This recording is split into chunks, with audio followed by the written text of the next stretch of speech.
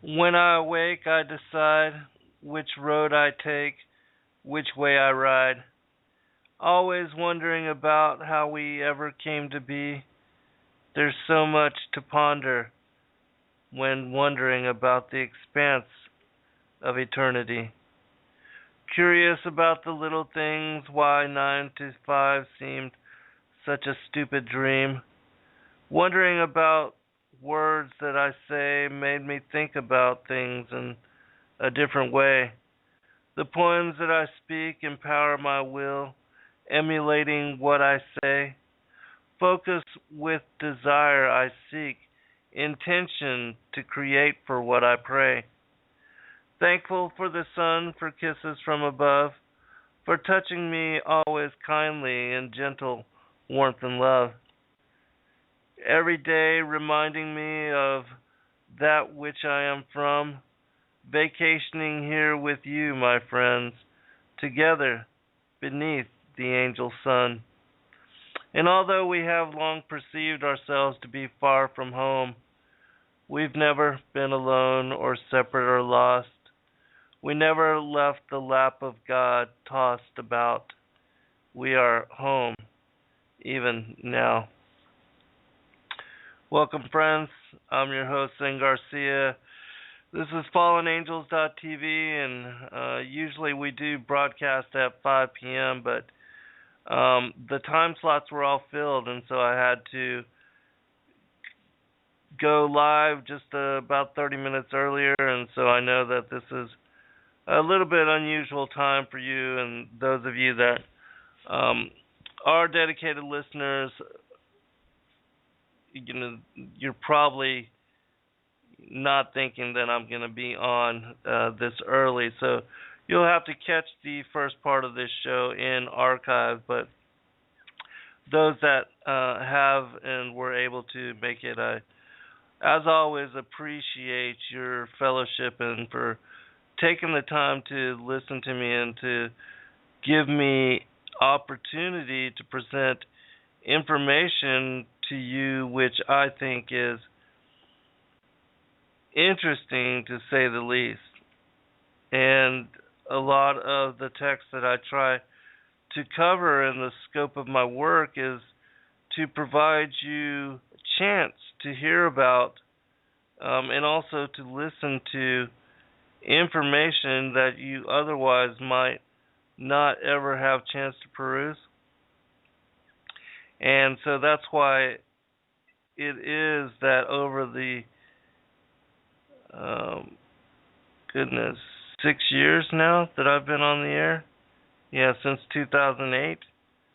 Almost 7 years as we're coming to the end of this year and a whole new cycle as far as, moving into, I hope soon, spring, summer, and new fall and new winter. But that's why I try to share the different texts, wisdom books, and information that I find in the study, in the research, and people making certain things,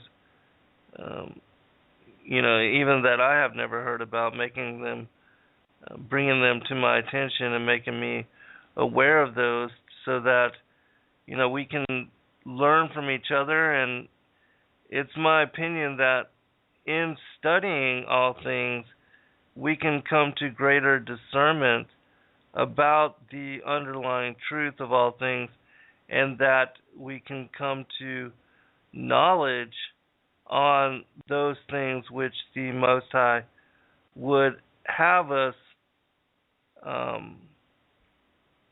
comprehend, and those things which are important for our understanding in our salvation, in our walk upon this earth. And so this particular text that I'm going to be covering today is called the Book of Atam and Ua, E-U-A, which is basically the Book of Adam and Eve.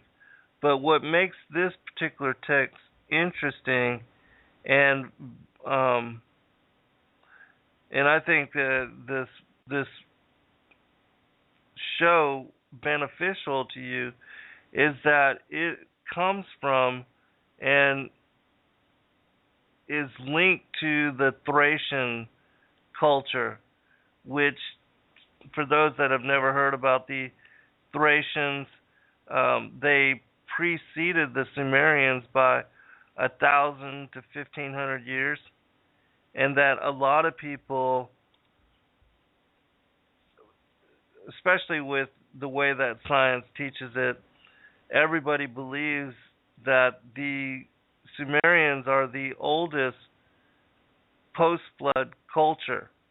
And not just post-flood, but most, and this is the way they teach it, they believe and teach that the Sumerians are the oldest culture and civilization known to man and that had ever even been on the face of the planet.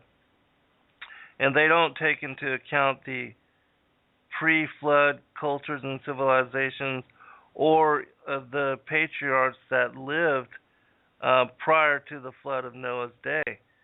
And so in Adam to Noah, the information that was shared and given to them and passed down from patriarch to patriarch is discounted, and most people don't believe that there was any written record during this particular time. And so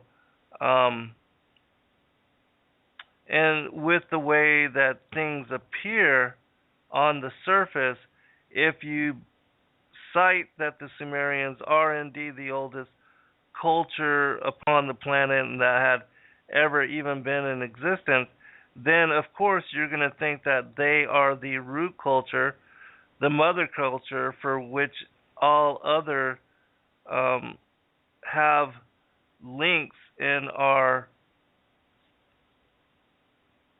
built upon.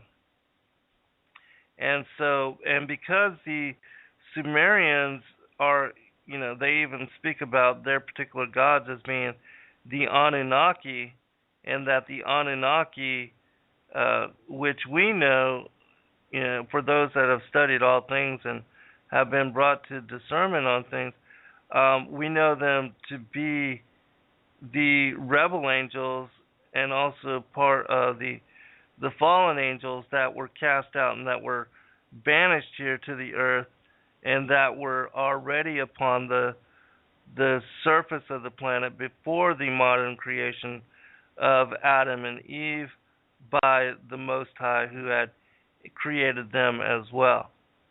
But the fallen angels have always attempted to lead astray and to manipulate history and the mythological record so that it appears as if they are gods and that there is no other greater than they.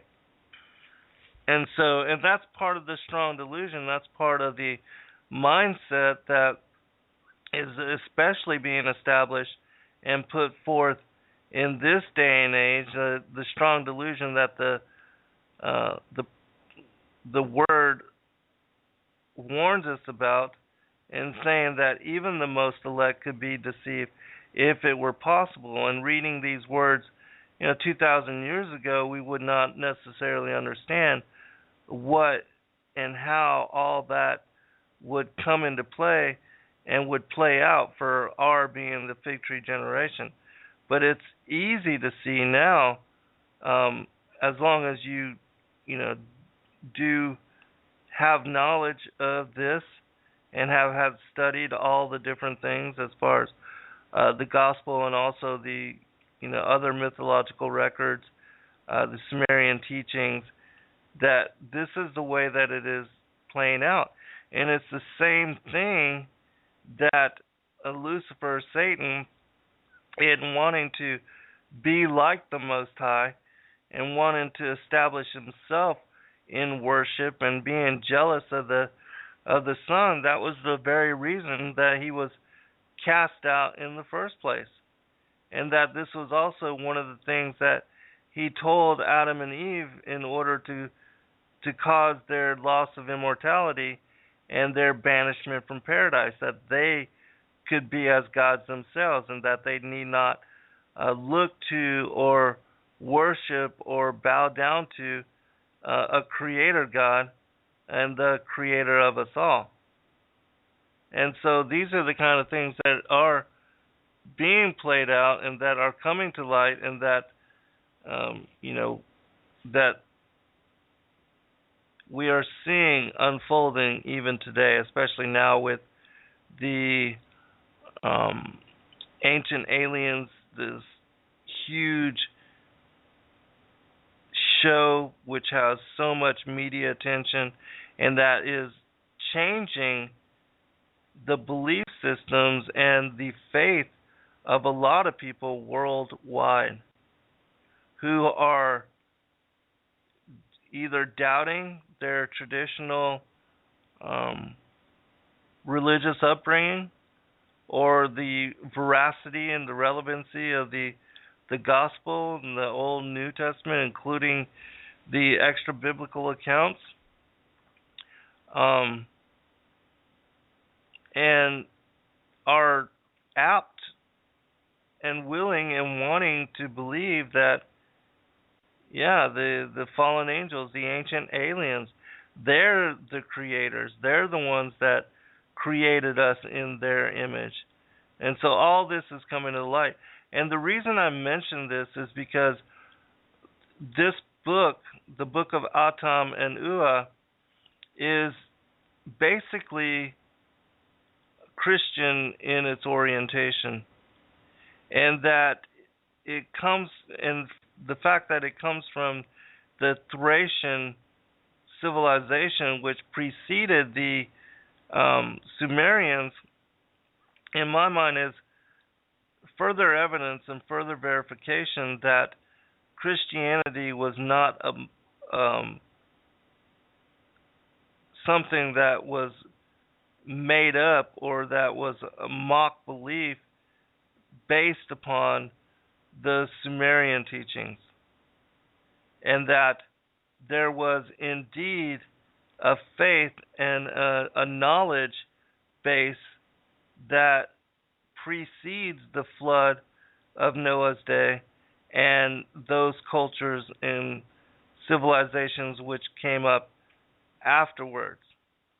And so, and this is something that I've talked about and have covered in my previous work, so that because so many are being led astray, and there's so many PhD professors and men and women of knowledge that have studied just a wealth of information, and that have also assimilated into this particular neoteric belief system that the ancient aliens are our creators. I mean, just the fact that, watch a couple episodes of Ancient Aliens and you see some of these individuals that are very well researched and very well studied, that have traveled the world to study the mythologies and the ancient records and the ancient cultures and civilizations spread worldwide, and they assert this as their belief system. And there's very few of us that see it in any other way. And so that's why I thought it would be interesting and important to share the book of Atam and Ua. All right. And also know that it's not available in English, that I am one of those that was blessed to be given a copy of it from a friend of mine who lives in Bulgaria and who studies the Thracian culture, and he asked me to read over it and to make any corrections that I thought, because his English is not his first language. And so, having been given the opportunity to do that,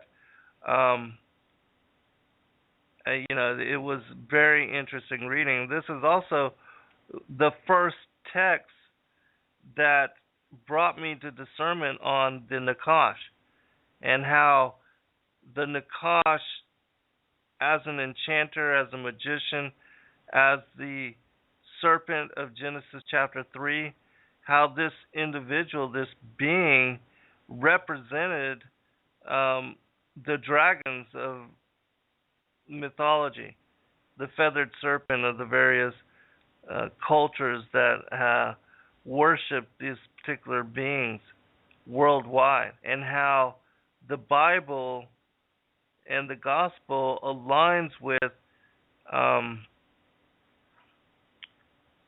the warning, like Revelation 12, that old serpent, that ancient dragon that deceiveth the entirety of the world, that it's all the same thing, and that the worship of the dragon, the worship of the feathered serpent is the same thing as the worship of the Nakash that we find written and spoken about throughout the Old and New Testament. And so I'm going to read just a little bit about this particular text to you.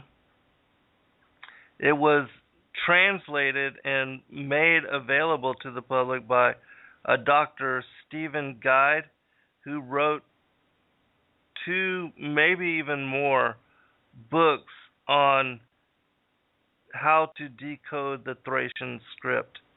And the books that he wrote are written bilingually. And so they're in English and Bulgarian. And you can only find them on websites where the predominant language is Bulgarian. So I haven't figured out how to order them yet. But if I do figure that out, I'll certainly let you know, for those that are, interested in seeing what other texts he has also transcribed.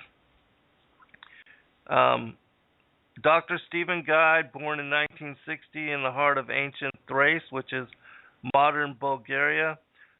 Since the 1980s, he lives in the USA and primarily in California, where he works in the field of psychiatry, linguistics, and ancient languages, philosophy, and religions. And he's published, according to this, 4 books on the Thracian script decoded. All right. Now, I mentioned in the description that this book, according to him, is attributed to an Orfel the First, who was the first Thracian priest and a priest king, and that he was the one that, however he got it, that made it available to his people. It's written, according to the text, written by a Thracian king named Sitari, or Sitalk, who lived in 431 to 424 BC. Or that it was made available by this individual, but that it was passed down from Orfel, who lived 5500 BC. It says that King Stalkes was a Thracian king who ruled in Thrace in the 5th century BC, who borrowed information from the books of the Thracian priest Orpheus, according to the ancient oral tradition, from deep antiquity, leading to a time of around 5500 BC. Parts of this text in this book were later adopted in other religious books. In having read this text, it's my opinion that it is somewhat related to the first book of Adam and Eve, which, and also the Vitae of Adam and Eve, which is a Latin text, and also the Assumptions of Moses, which is similar. And so I'm going to go ahead and get into the text, because I know that we will quickly run out of time. And we do have people starting to trickle in now that we are at the usual time of the show. We usually do it at 5. So for those of you that are just getting here, I'm reading from the book of Atam and Ua, which is a Thracian book, goes back to 5500 BC, predates the Sumerian by a couple thousand years, and it is a Christian-oriented book, which, most people don't believe that there were any Christian texts that go back that far. But as we read in the last show, in the book of the Secrets of Moses, it states in that book that Adam, when he was cast out of paradise, that he was given 4 books, one on astrology or astronomy, another book on the book of the wars of the Lord, another on the book of the generations of humanity, and I can't rightly remember the other one right now. But continuing, or actually beginning the text, it says this: In the beginning there was nothing whatsoever, there was only one, and there was nothing that the one could have, except for everything that he had inside him, because he was everything. There was not time, no place, and no sound. There was not a single ray, there was nothing but the one. And the one did not even have a name, because nobody ever called him by his name, since there was nobody who could call him by his name. And there was no language in which he could be called, neither the sound in which his name could be called upon, nor was there an image with which he could appear. And from this one everything is, and everything was made, because he wished it to happen, and when he wished there was nobody he could give it to, and there was nobody who could fulfill his wish, because the wish was love, and there was not yet an object to this love. But because love only gives and takes nothing, he, the one, gave, and the thing that he gave was a name, because the name that he saw was his own name, and the name was the one who gives. In his language it was nutai, or nutaj, that is, who gives. But because he gave, the name was like a giving hand, the hand of the one. This name we call it today God, but the first human called him Nute. In the language of the first speech, this was even the very first word ever pronounced in the world, and like giving hand, calling himself giving one. He gave the first thing without which nothing could be. And the first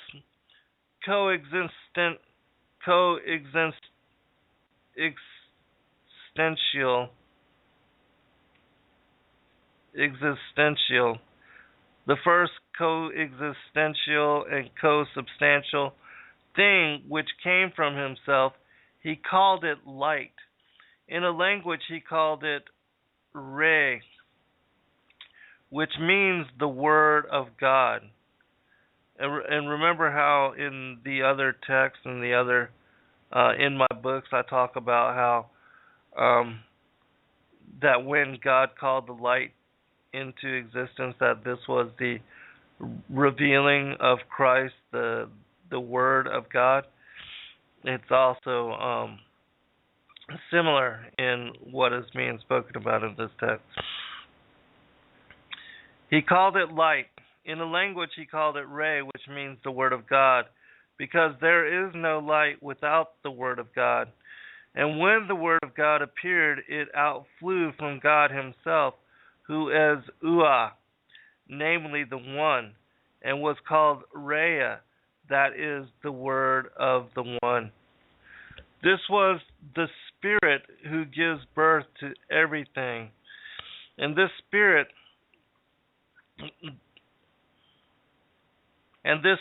the One saw and loved with all his wish. That is why this is the Spirit of love in the One, the Creator of life, which became Mother of everything. The One wanted and wished the Spirit, and because of this love was born the life which appeared. Visually, this was the time when the life became visual for the first time, that is, which means see, and he became visual for the first time. He became he who sees everything. And because he could see everything, he created everything, for he had the power to create the being. And the one giving, that is Nute, was his father, and the outflowing light from the one Rhea was his mother, and he was born by the two, who was their son. The only Son from the Father, that is the One who sees everything and is almighty, whose name is Isus, Isus, and it says Jesus here. He is the very thing in the womb of Rhea, which is Re, that is God, the Word. He is also the consubstantial in the Father, because he is the consciousness of his Father, who is Nute or Nuaj, that is the only one who gives. Through him everything came, and nothing came without him. Everything that was done, and from him came the first word, and from him appeared the first visualization. And whatever he said, it was seen and became a being. Does this not remind you of John chapter 1? Where it says basically that everything came of Christ, and Christ and the Father were one. Which I'll pull that up at some point. But I'm going to read just a little bit more. And nobody knew what was in the being, but only him who said through his word from beginning to the end. Because he knew what he said, and everything that he said would be visual, on its place and time. Because there were something was said and would appeared the time and the place, the visual and the invisible, in it and outside of it. Also, I want to remind everybody that my friend who translated this text into English and made it available to myself, that English is not his first language.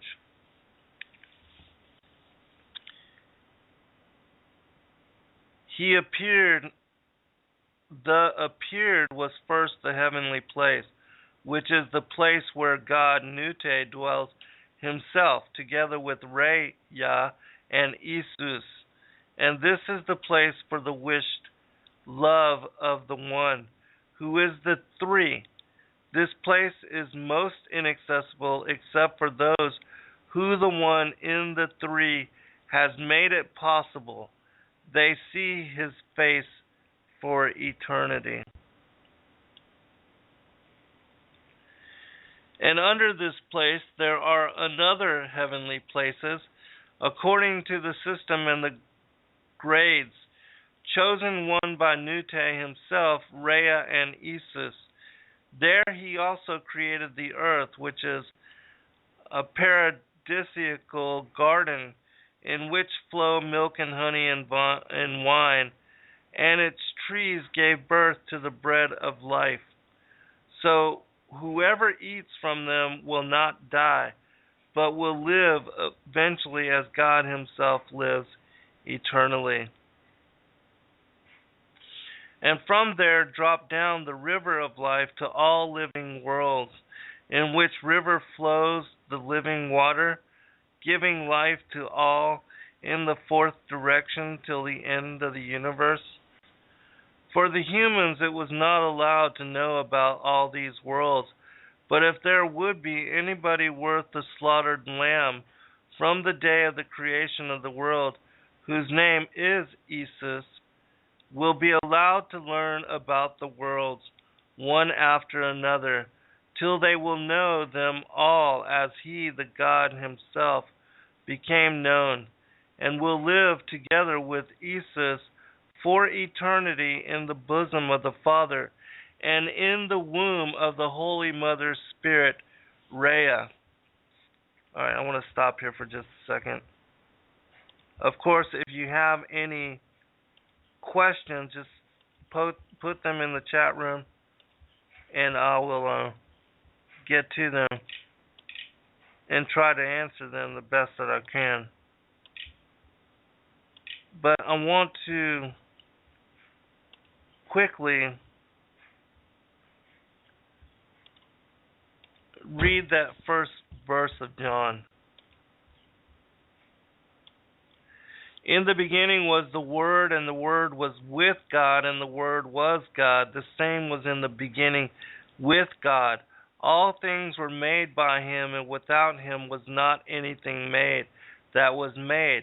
In him was life, and the life was the light of men. And the light shineth in darkness, and the darkness comprehended it not. Okay, so this basically goes right along with what I just read from, and in how, Christ as the light and as the Word is the visible embodiment of the invisible Father and Mother, and that from the holy union of male and female, we have the Christ, who is himself together a union of both male and female, and that the creation is a reflection of that unity. But I think it's interesting that as I laid out in my previous books, talking about how the angels sat in darkness, sat in silence. They were created, but there was not yet light, and that everything that was created was like in the blackness, and though they had forethought and they had insight, nothing could be seen. And then when the Father said, "Let there be light," that this was the introduction of Christ, the Son, the Word, and the light to the creation, and also to the angelic beings who were the sons of God, who we were also part of. And so when Christ was introduced as the light and brought the creation into visibility and made the entirety of the universe visual, that this is also when he was given dominion over the creation and over the sons of God. And that this is the reason that Lucifer, as the first created archangel, that he became jealous and wanted to be as like the Most High. And that he would then plot to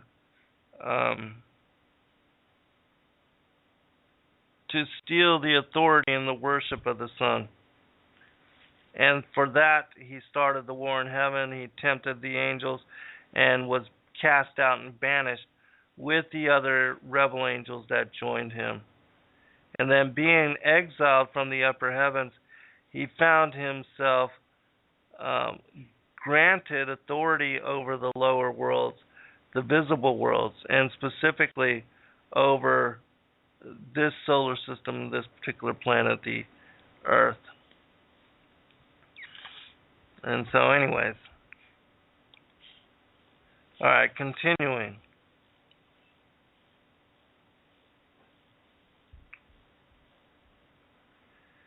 And all these worlds began in God's city, which is the city of the truth, Jerusalem.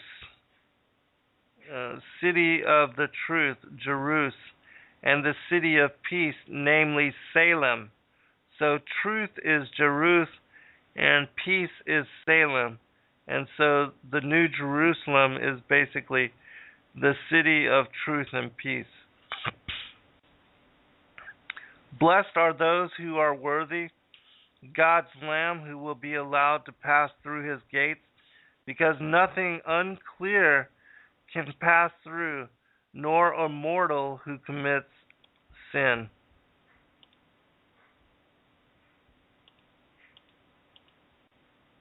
Also, know there's a bunch of explanations in between that I'm not going to get into, but I'm going to just continue reading. There's a lot of footnotes with this particular text. Going on to chapter 2.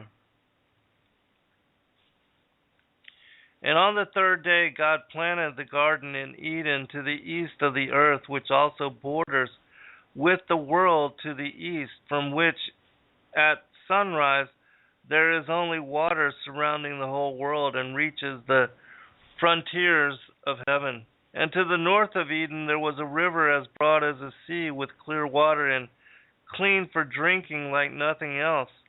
So through its clearness you could see the earth covered by this water, and you could see from it into outside.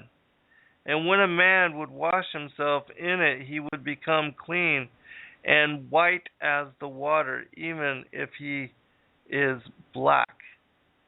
And God created the sea accordingly his good will, because he knew what would happen to the human being after he created her. Because after the humans had to leave the garden because of the sin, on the earth would be born humans who would die, but the righteous ones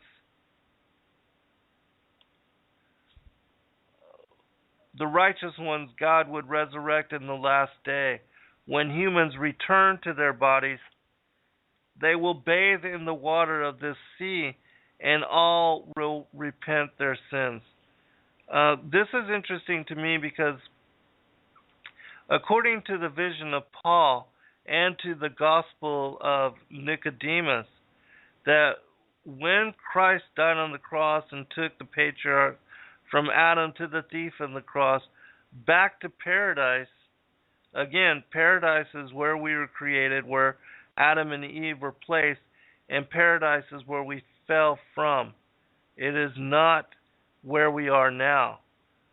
Where we are now is the Garden of Eden, which is basically a fallen place, and that we are in a fallen form, a fallen state of being. But that there is a gulf and a lake in between the place of the righteous and the place of the wicked. And the one, Abraham's bosom is the place of paradise, and Sheol and Tartarus are the place of the wicked. That between these two places, there's this gulf and this expanse, and there's what is cited as the Arturian lake. That when we are brought back and taken to paradise and regathered together in what would be a return to our first estate, for those that are worthy, according to the text and according to the other stories, we will be giving over to the archangel Michael, and I, of course, pray that I am found worthy to be counted among the elect, as I know you do as well. But hopefully, God willing, all of us will be brought to the Arturian lake, granted and given over to the archangel Michael, who will baptize us in the waters of this lake. and then we will be allowed into the city of God, Jerusalem, the New Jerusalem. And if you want to know more about what I'm talking about, read the Vision of Paul, which has the most incredible accounting of the city of God and New Jerusalem and paradise, and also the other side, the Sheol and Tartarus and that aspect of paradise, which is hell. So continuing. When humans return to their bodies, they will bathe in the water of this sea, and all will repent their sins. And when God created the human being after his image, he put it in his garden and gave it his word, which gives life, and made it a living soul. And his word could see inside and outside of this human. And when he looked inside, he took from there the holy wish and made her visual. And when he made it visual, he gave her bones and body. And when Atam, that is the father of the living, saw her, he gave her the name Ea, that is body from my body and bones from my bones, a dream of my dreams and my proud. And he got to love her more than himself, or he came to love her more than himself. And the sun turned to see her, because there didn't exist more beautiful creature than her that God ever created. That is why she loved the sun and sunbathed in the garden, and mirrored herself in the water in the garden. And she loved her own beauty, which made her proud. And when Ea saw Atam, she was evaluating him, and she concluded that he is the greatest in the world, because God gave him the power and the strength for everything in the garden. And see, all living creatures came to him whenever he called their name. Ea loved Atam because he was so clever and strong, and all living creatures subdued to him. And beside that, his hands were so soft, his arms warm and strong, which reminded Ea of the power and the warmth of the sun when she looked at it. And Ea liked to be watched this way. But one day Ea felt again that she was watched, when Atam went to see God at the river. This was something between men, between God and Atam. Chapter 3. And when Ea turned to see who watched her this way, because in front of her stood something big and beautiful, more beautiful than anything else that she saw so far in the garden. It was a big, beautiful tree looking like gold, so big that she and Atam would together try to embrace its trunk. Holding their hands, they would not manage to do so. And the tree was as high as to the clouds. For a while she got the impression that it reaches the sun, or that the sun is descending through it.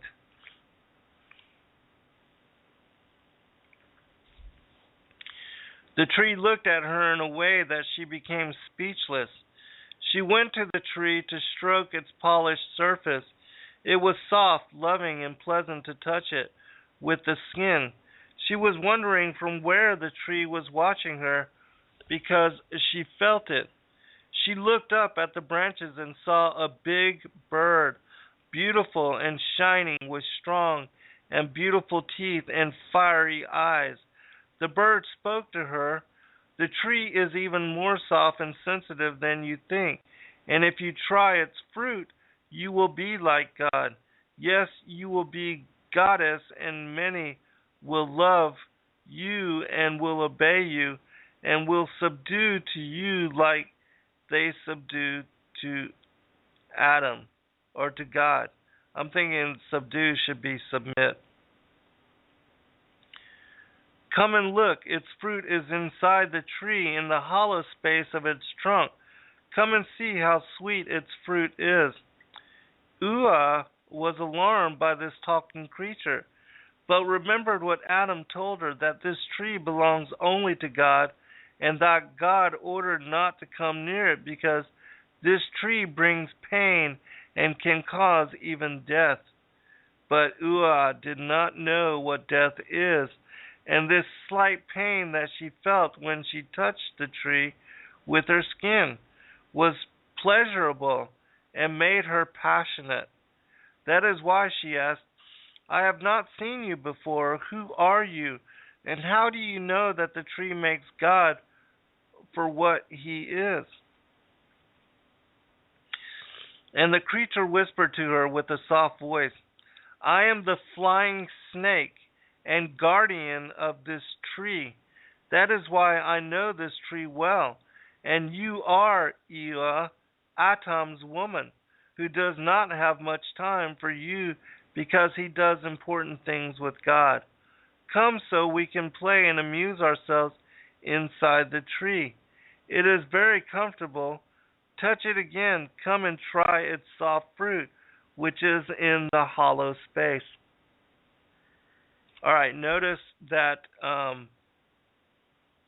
the serpent, as it's cited as the Nakash in Genesis chapter 3, that in this text it refers to, or he refers to himself as, I am the flying snake, which again is the feathered serpent or the dragon, the shining one, the enchanter, the Nakash of Genesis chapter 3, the guardian of the tree of the knowledge of good and evil.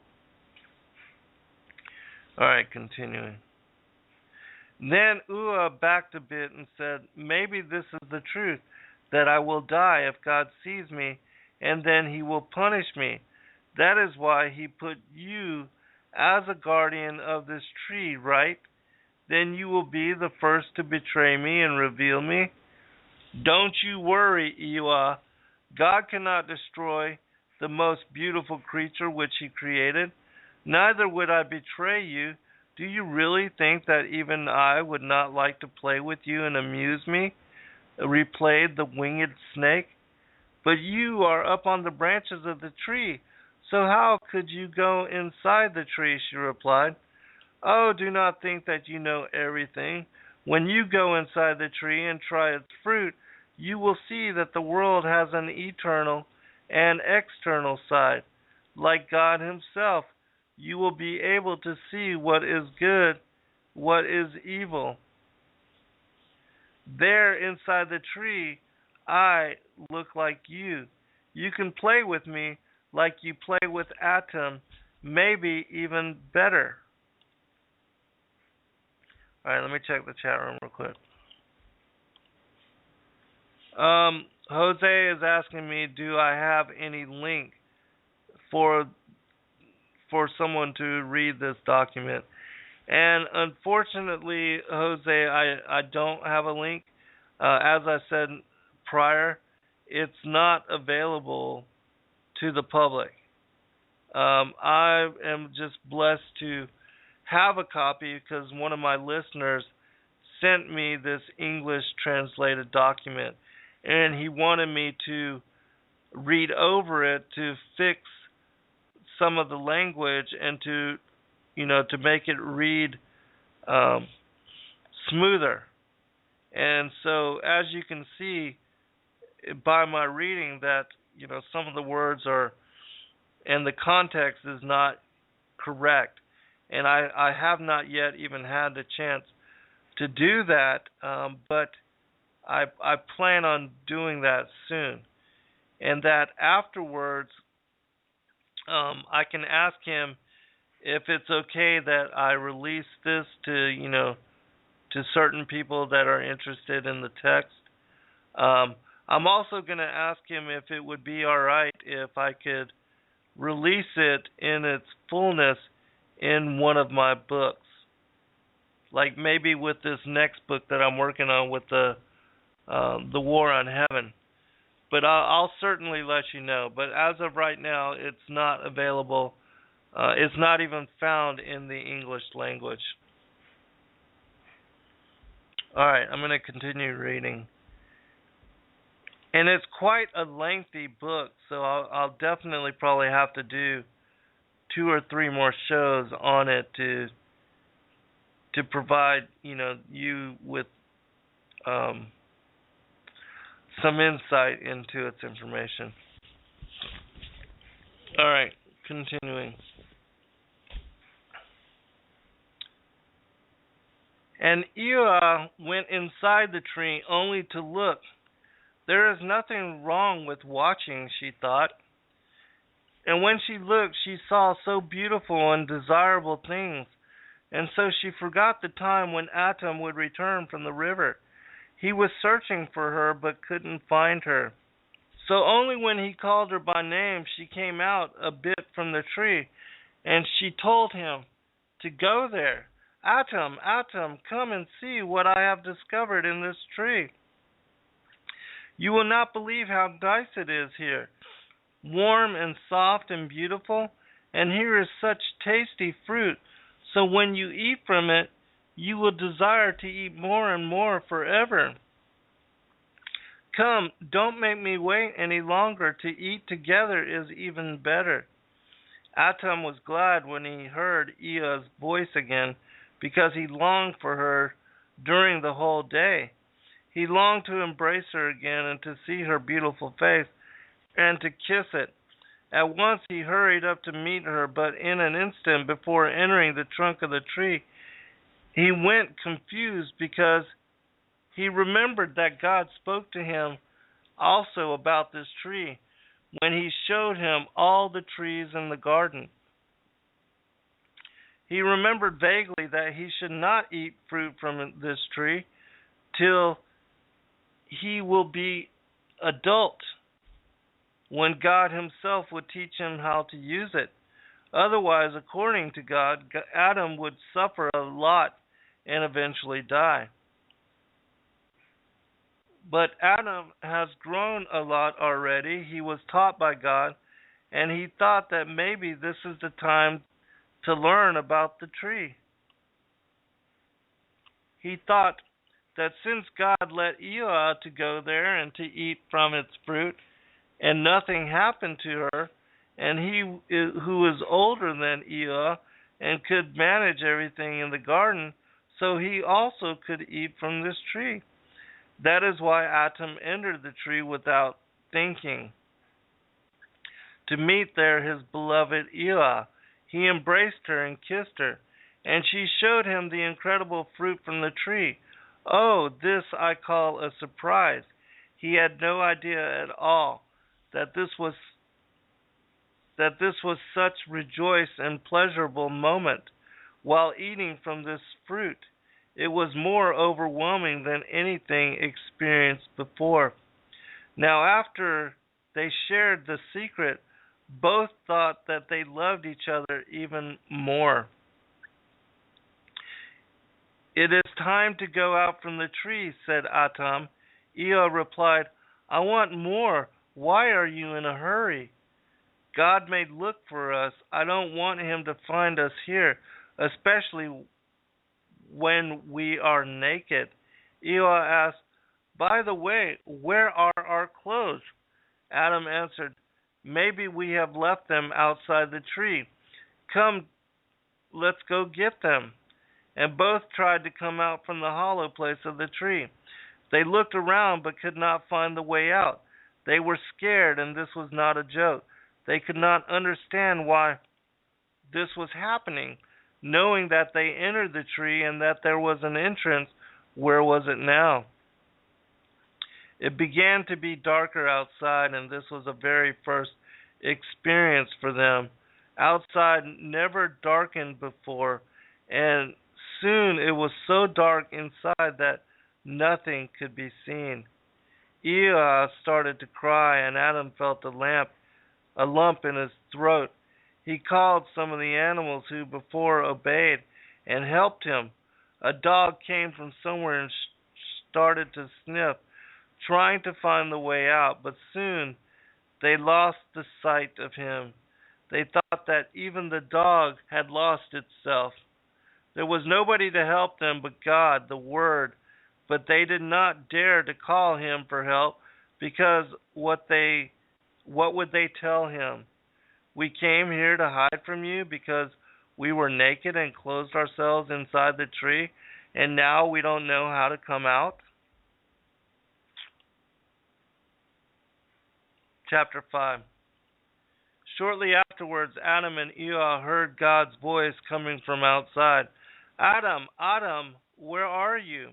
Eva answered, we are here naked and trapped in a tree because we were tempted by the snake, and I tempted Atam. We are guilty of not listening to you, and now we do not know how to come back to the garden because we cannot find the way out. Oh, my dear children, the Satan have cheated you. This snake, which is the enemy to the human race. I cry for you because you have not understood that you will leave my garden forever, and there is no way back. You see, now you see things with other eyes and hear things with other ears, and you feel with different parts of the body. You lost the clothing of your great and strong bodies that you had here in my garden, where your nature was divine and upraised. And now you are in the dark, and your eyes are not used to earth and darkness, nor your bodies are used to it. Your fascination and satisfaction of your new world was short-lived. Now, as you wished, you will not only learn about the good and the pleasure, but also about the bad and the pain and the suffering, because the world outside the garden, the world to which you will go now, is vicious and rough, an earth which will give you weeds and thorns, and you will sweat when you must cultivate it in order to get food. Love is stronger than the lion and sweeter than the honey, but the honey will be bitter in Eva's womb, because she will feel pain when she will give birth. Oh, why would you need this when you are still children? Now you have to labor on your own during your lifetime, before to be able to learn from me in the garden about what wisdom is. May be damned the snake Satan who deceived you. It wanted to take you to the world to which the snake was thrown out, so you could be its slaves, because it is evil, a deceiver and a killer and a beast, father of lies and temptation. Then, what are we going to do? Can't you help us to get out from here and return to the garden? Asked Atam. My friend, you understand nothing. Yes, I personally will take you out from the place where you are, and that is immediately. But this, what is immediately in the garden, requires a time of thousands of years on the earth where you are now. Because the entrance to the tree is here where the garden is, very close to you, but being from your side, the distance is so huge that you wouldn't be able to pass it on your feet. Neither can you see it. The time and the distance are different on both sides of the tree. And when you soon will see the light where the sun rises and goes down every day, you will be able to see with your own eyes and be convinced that you are not in some tight tree, but in a big cave, and around the cave a vast land.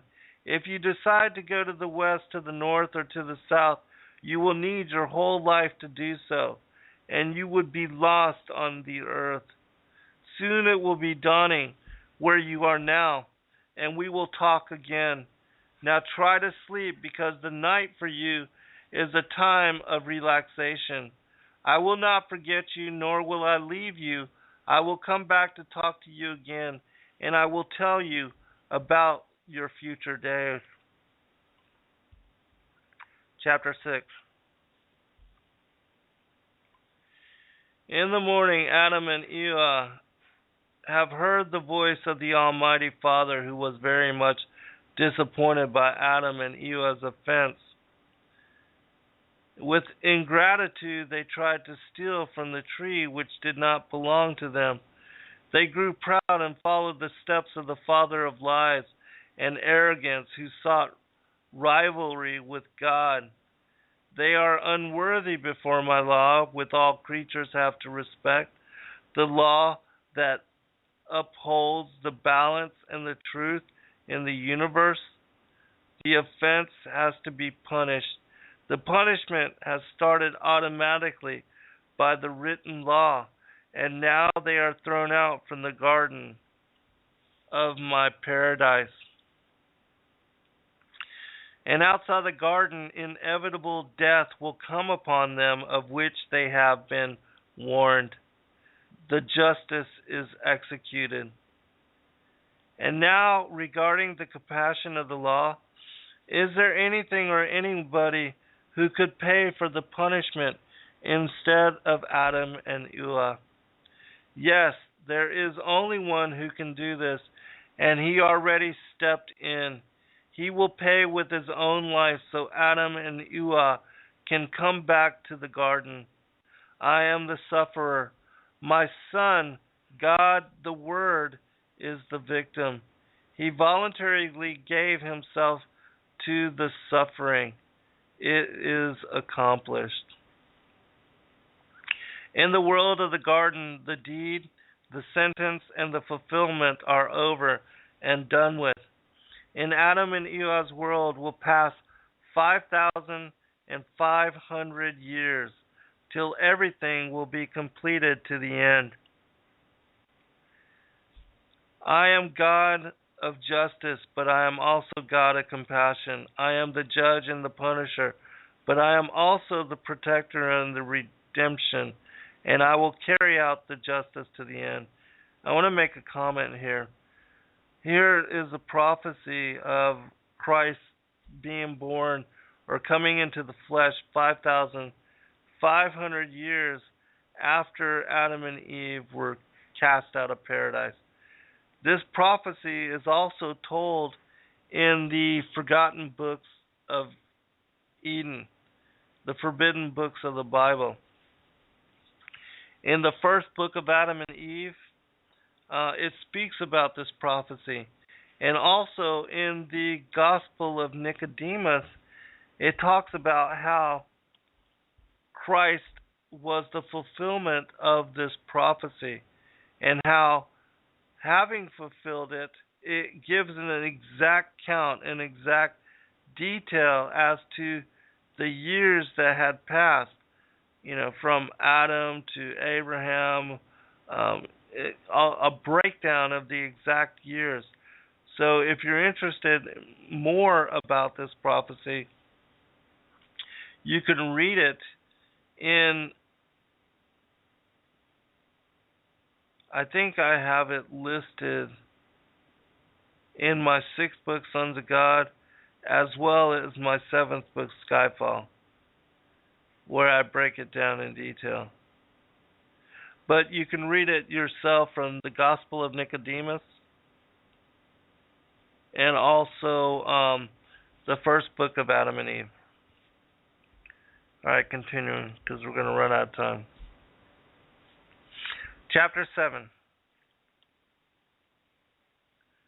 which we're not even a fifth of the way through the text. But I do hope that you are enjoying it. I know it's unique in its presentation. Alright. Then Adam and Eve cried and sorrowed when they heard God's words, that they will not go back to the garden till it has passed 5.5 days. But they suffered most because God told them that He will suffer for their rescue. And when our proto-father Adam and Eve lived in the garden, they did not feel the earth under their feet, but felt that they were walking. And when they passed through the gate of the garden and felt the darkness in the cave, and when they saw the vast land covered with stones and sand, they got scared and started to tremble. They fell down to the earth because of the fear that came upon them.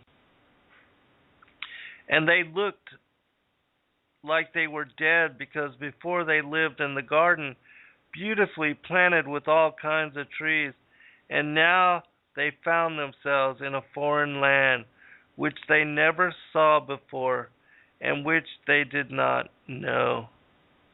And because back then, when they were filled with blessed and bright substance, their hearts did not face earthly things. That's why the Father God felt sorry for them, and when he saw them lying there in front of the garden's gate, he sent God the Word to Adam and Eve and lifted them up. Real quick commentary on where it talked about how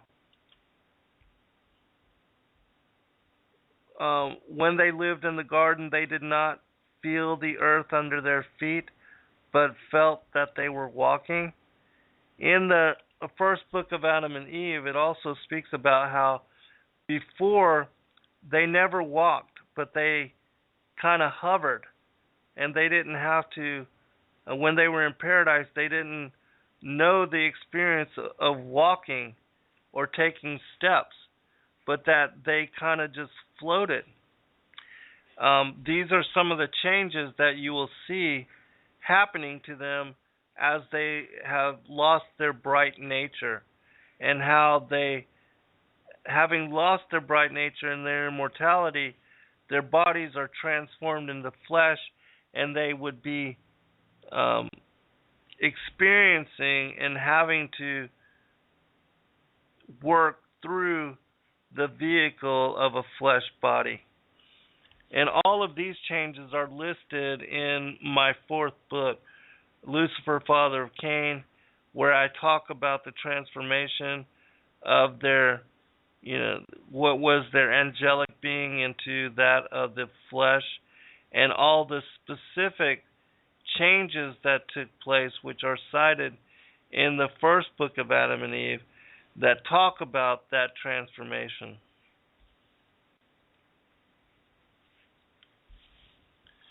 All right, continuing.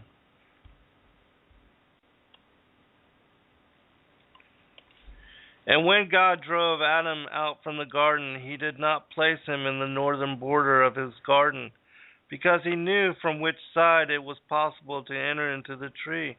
When Adam would come out from the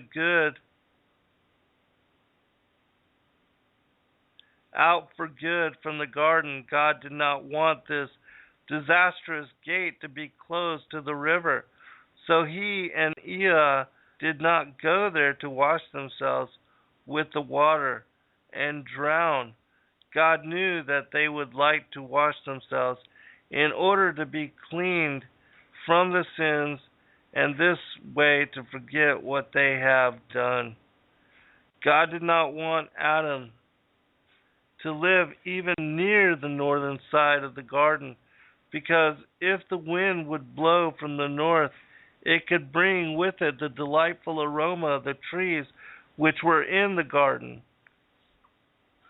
And because of that, God did not want Adam to be in the south of the garden, so he could not feel the sweet flavor of the trees, and this way to forget his deed by finding consolation in it and not repent of his sins. Also, because God is merciful and very compassionate and is acting in a way that only he knows, he made our forefather Adam to live in the western side of the garden, because from this side the land is very spacious. And God ordered him to live there in a cave in a rock under the garden, the cave of the treasures. It's accordingly to what God the Word had told to Adam, that he will see in the morning that both him and Eve are not in some tiny trunk of a tree, but in a huge cave, and around the cave an extensive land.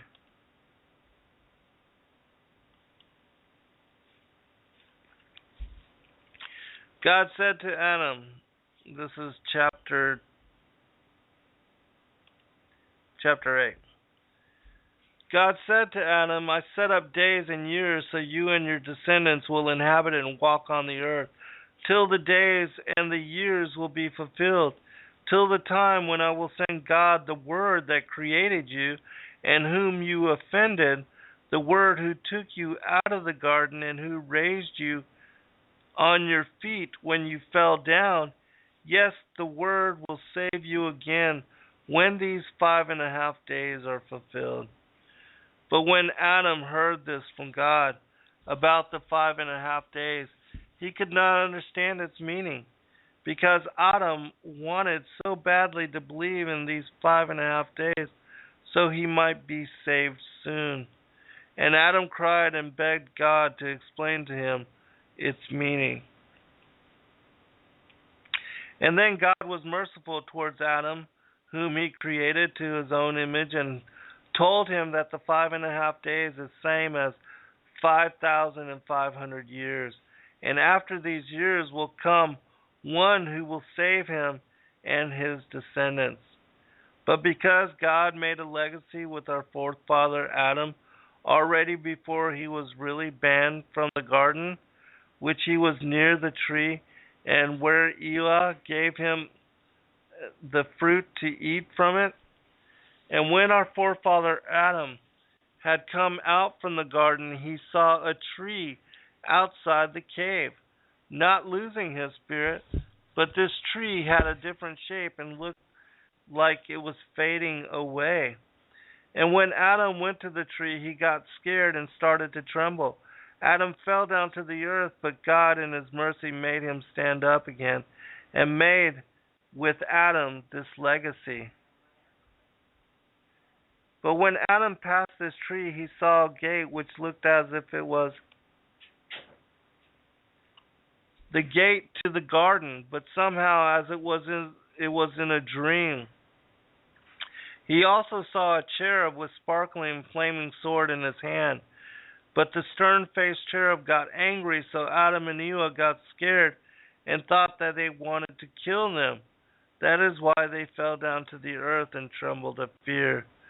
But the cherub was pitiful towards Adam and Eve, and so he rose to heaven and begged God by saying, My God, you have sent me to guard the garden with a flaming sword, but when your servant Adam and Eve saw me, they fell down to the earth and were like they were dead.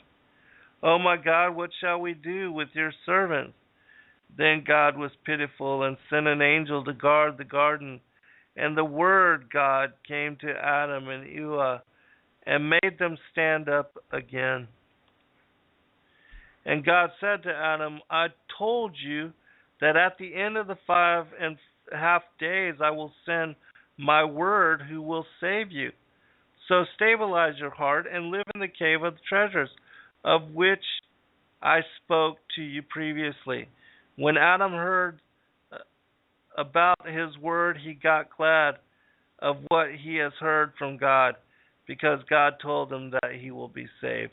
All right, we're going to stop here, but I want to make a comment that just as it said in John that, the Word was with God, and that the Word, Christ, had created all things. Now, you see and you understand from this text, as well as other aspects of the Old Testament, where when it references the Word, just as in Jeremiah, the word of the Lord went to Jeremiah and told him, I knew you before you were ever in the womb of your mother. I have foreordained you to be a prophet unto the nations. Where it says the word or the angel of the Lord or the angel of God or the Spirit of God, these are references to Christ in his embodiment before he took on the flesh and before he came into the world of of the visible world and having taken on flesh form, that he had been interactive with the patriarchs of old, going all the way back to even the banishment of Adam from paradise.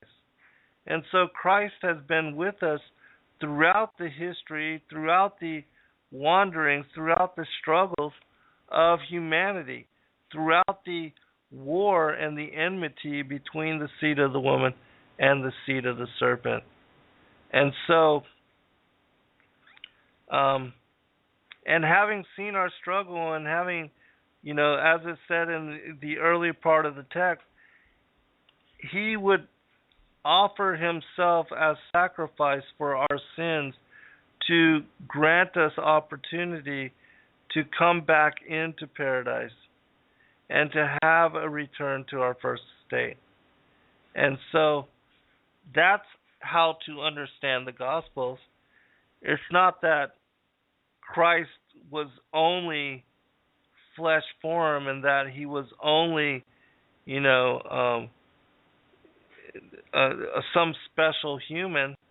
He was God incarnate, God, the Word of God, and that he descended through the heavens, as it says in the Ascension of Isaiah, to be immaculately conceived from Mary, who was a 14-year-old virgin, and that she was a virgin even after the birth, the conception of Christ, and that she remained a virgin the entirety of her life. There's further documentation and confirmation of this in the Protevangelion of James. And I did a show called Differentiating Christ, the Virgin Birth. If you want to know all the different texts and the sources that I cite to verify and talk about this, even with what I mentioned previously with the descent of Christ and how he disguised himself so that the angels and the fallen angels of the various heavens below the seventh heaven, coming from the seventh heaven to the earth, how he disguised himself so that he could fulfill covertly his mission, his role in coming into the flesh. But that all those things were to be fulfilled, and even, that he would defeat death and provide and become the way and the truth and the life, and show to us by example what we are to do, how we are to live, and also that it is through him that we have chance for redemption, and that he is Savior Messiah, and that it is through him that we have chance for salvation and eternal life. And so we'll pick it up next week. I think I'll probably be able to do 2 more shows on this text.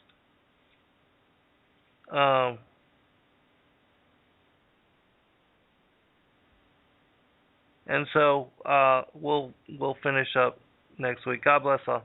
Good night.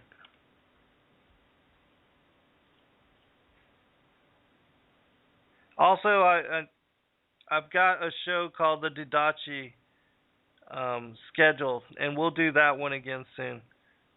God bless all. Good night.